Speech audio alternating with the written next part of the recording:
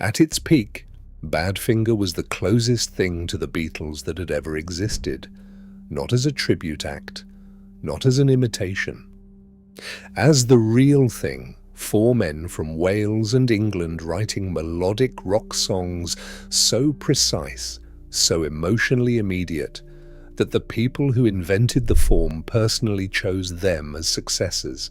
Pete Ham wrote Tom Evans harmonized, Joey Molland played, Mike Gibbins held the rhythm, Apple Records, George Harrison producing in the next room, Paul McCartney handing them a song that would go to #1. For a moment in 1970, the path ahead looked like it could only go one direction. It went another direction entirely. This is the story of how Badfinger became the first band signed to the most famous record label in the world, and how two separate managers, two separate betrayals, and one catastrophic financial fraud dismantled everything that four talented men had built, piece by piece, until there was nothing left. And by the end, two of them were gone in the same way, and the music industry that destroyed them never looked back. Part 1. The Iveys.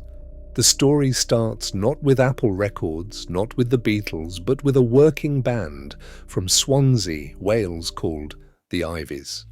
This matters because it tells you what kind of people they were before the machinery of the music industry got its hands on them. The Iveys were not overnight sensations, they were not manufactured. They were a gigging band who had spent years playing the circuit, small venues, persistent rejection, the slow accumulation of experience that turns raw enthusiasm into something tighter and more dangerous. Pete Ham was the heart of it. He was from Swansea.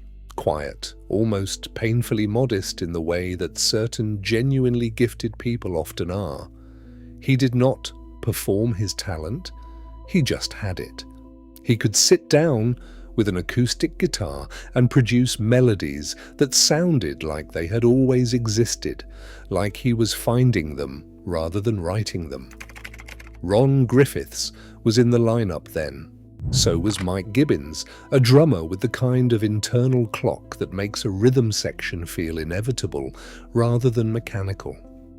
They were managed by Bill Collins, an honest man by most accounts, someone who believed in the band before the world did. He made the calls that needed making, kept the machine turning, and got the Iveys in front of the right people at exactly the right moment in history. That moment was 1968. The Beatles had just started Apple Records. The idea, in its most idealistic form, was a label run by artists for artists, a place where talent would not be strangled by the accountant's veto, a place where a band from Wales could get a fair hearing instead of spending a decade being told no by men in London who had not bothered to listen to the tape. The Iveys sent a demo.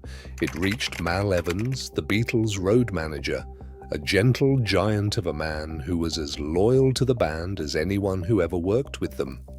Evans listened, and Evans believed. He brought the tape to Apple, and Apple signed the Iveys.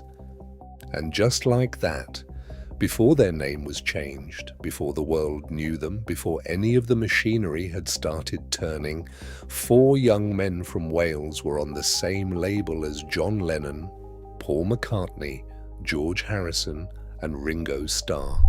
That should have made the story simple. It was not. Part 2. Come and Get It. In 1969, Paul McCartney wrote a song. He wrote it quickly, the way McCartney often wrote, with the effortless economy of someone who has internalized music so deeply that the gap between idea and execution barely exists. The song was intended for the soundtrack of a film called The Magic Christian, and McCartney decided that the Iveys, newly renamed Badfinger at Apple's insistence, should record it.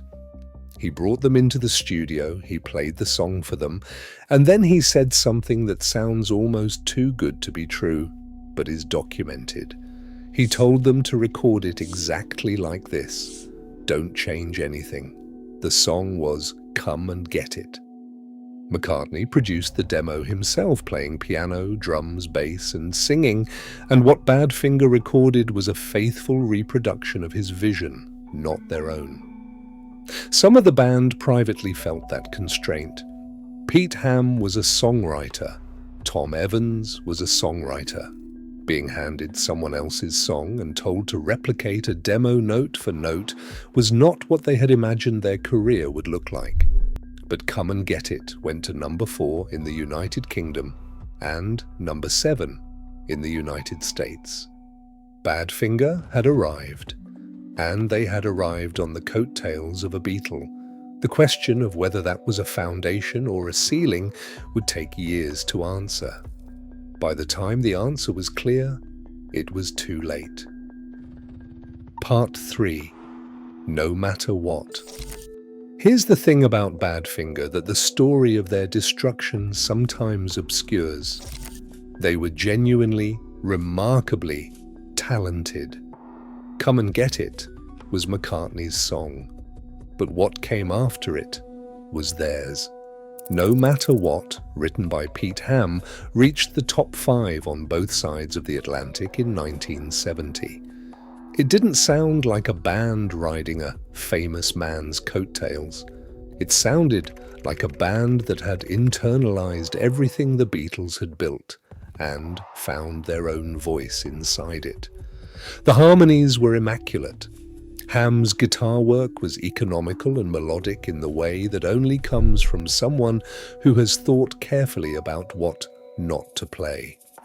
Evans and Ham traded vocal lines with the ease of people who had been singing together for years, because they had. And then came Without You. Pete Ham and Tom Evans wrote it together. Ham had the opening section, Evans had the bridge. They were both unhappy with it, both thought the song was unfinished, somehow incomplete. They nearly left it off the record. Without You did not become a hit for Badfinger, not initially. It was Harry Nilsson who took it to number 1 in 1972 and Mariah Carey who took it there again in 1994.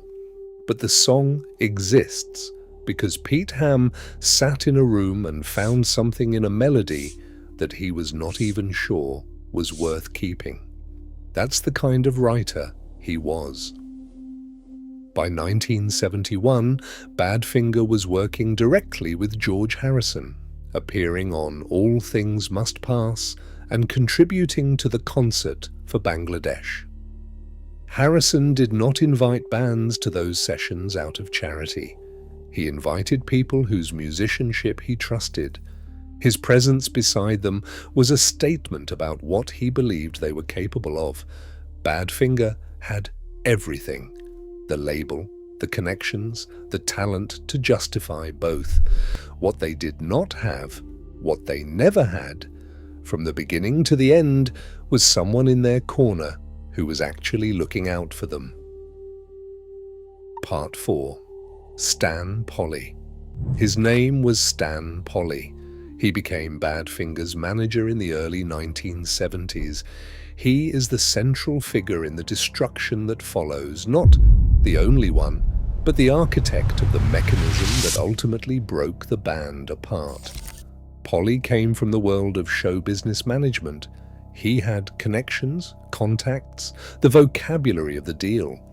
He presented himself as someone who could take Badfinger beyond Apple, beyond the Beatles' orbit, into a mainstream American success that would let them stand on their own.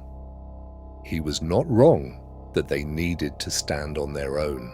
Apple Records was dissolving in the chaos that followed the Beatles' breakup. The label that had been founded on idealism was being torn apart by legal disputes, mismanagement, and the grief of a band that no longer existed. Staying at Apple was not a long-term strategy. Polley negotiated a deal with Warner Brothers for Badfinger. It looked on paper like a significant advancement, a major American label, proper promotional resources, a path to the kind of success that Apple, in its deteriorating state, could no longer provide. What Badfinger did not know, what they had no way of knowing, was that Polley had set up a management structure that would systematically redirect their money away from them.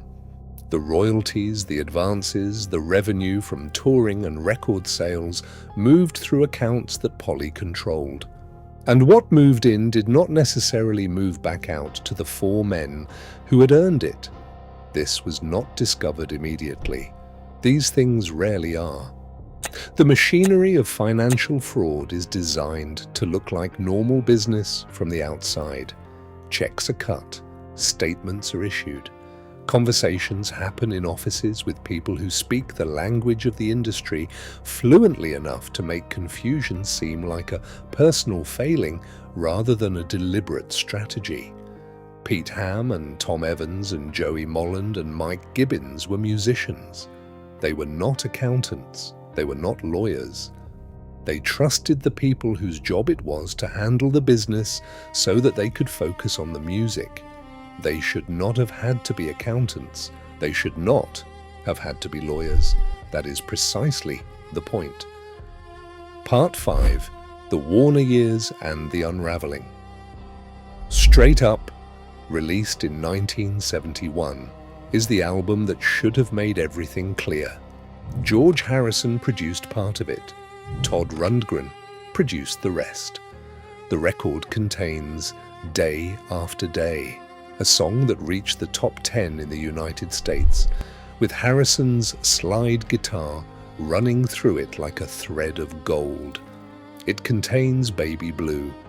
It contains an entire album's worth of evidence that Badfinger was a band of serious, sustained creative ability. It was also an album made during a period when the band was beginning to feel the financial pressure that Polley's management was creating beneath them. The Warner Brothers period included Ass in 1973, Badfinger in 1974, and Wish You Were Here in 1974. Those records contained genuinely strong music, and at various points they met genuine commercial indifference. But here is what is important about the Warner years. The commercial difficulties were real, and they were happening at the same time the band only partially understood that their money was not arriving where it should have. Wish You Were Here was pulled from shelves by Warner Brothers in 1975. The label cited concerns about Polley's financial management and a dispute about royalty payments. Badfinger's albums disappeared from stores. Radio could not play what stores could not sell. The band had records out. The records were being actively suppressed, and the reasons were financial irregularities that had nothing to do with the music itself.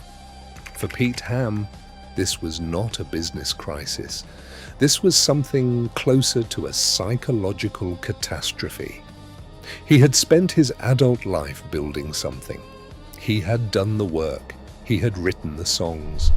He had delivered what was asked of him again and again with a consistency that most artists never manage. And now he was watching it disappear. Not because the songs were not good, because a man he had trusted had built a structure designed to take from him instead of protect him. Part 6. April the 24th, 1975. Pete Ham was 27 years old. His girlfriend, Anne, was pregnant with their first child. On the morning of April the 24th, 1975, he went into the garage of his home in Surrey. He left a note. The note named Stan Polley. The words were those of a man who had been pushed past the point where he could see any remaining path forward, a man who felt that everything he had built had been taken, and that there was no way to get it back. Pete Ham died that morning. He was 27 years old. He had written, "Come and get it, no matter what, without you, day after day, baby blue." He had played alongside the Beatles, George Harrison, Todd Rundgren. He had built a body of work that should have sustained a career for decades. The music industry offered no formal accounting. Stan Polley, when the legal proceedings eventually ran their course, was found liable for misappropriating funds. The money that had been taken from Badfinger was never fully recovered. Pete Ham's daughter was born after his death. She never met her father. The band tried to continue. Joey Molland and Tom Evans carried the name forward in different configurations across the years that followed. There were reunion attempts. There were performances. There were periods when it seemed like something had been rebuilt. Part 7. Tom Evans. Tom Evans was the other half of Without You. He had co-written the song with Pete Ham. He had been there from the beginning, from the Iveys to Apple to Warner Brothers, to everything that followed. He had watched his friend die, and he had tried to hold together what remained. The legal disputes over Badfinger's royalties continued for years after Pete Ham's death. The money from Without You, which Harry Nilsson had taken to #1, and which Mariah Carey would later take there again, was tied up in litigation. The song Evans had co-written was generating revenue that he could not access. On November 19, 1983, Tom Evans died in the same manner as Pete Ham. He was 36 years old. He was reportedly on the phone arguing about the Without You royalties in the hours before his death. Two members of the same band, the same cause, 8 years apart. The music industry did not stop. The royalties eventually found their way to estates and heirs. Without You continued to be covered, licensed and played on radio stations that had never said the name Badfinger on air. The songs outlived the men who wrote them. That is supposed to be the consolation. For some families, it does not fully console. Part 8. What Remains. Here is what Stan Polley did not take. He did not take the songs. No matter what still sounds like what it is, a perfectly constructed piece of melodic rock, the work of someone who understood the form at a level that most people who attempt it never reach. Day After Day still has George Harrison's slide guitar running through it like something warm and irreplaceable. Without You, which Harry Nilsson sang in 1971 and Mariah Carey sang in 1994, and which has been covered so many times the count has lost meaning, is still, underneath all those versions, the thing that Pete Ham and Tom Evans made together in a room when they were not sure it was worth keeping. Baby Blue was the last song played on Breaking Bad. In 2013, a new generation heard it without knowing whose it was. The streams climbed. The name Badfinger trended briefly. People went looking for the story. The story is not a short one, and it does not have a comfortable ending. What it has is this: 4 men from Wales and England who were given an extraordinary opportunity by the most famous band in history, who had the talent to justify that opportunity, who were failed systematically by the people whose job it was to protect them, and who made, in spite of all of it, music that is still playing. The industry that took it back was not finished by what it did to Badfinger. It kept moving. It kept signing bands. It kept building structures that looked like support and functioned like extraction. But the songs stayed. That is the only part of the story that does not break your heart.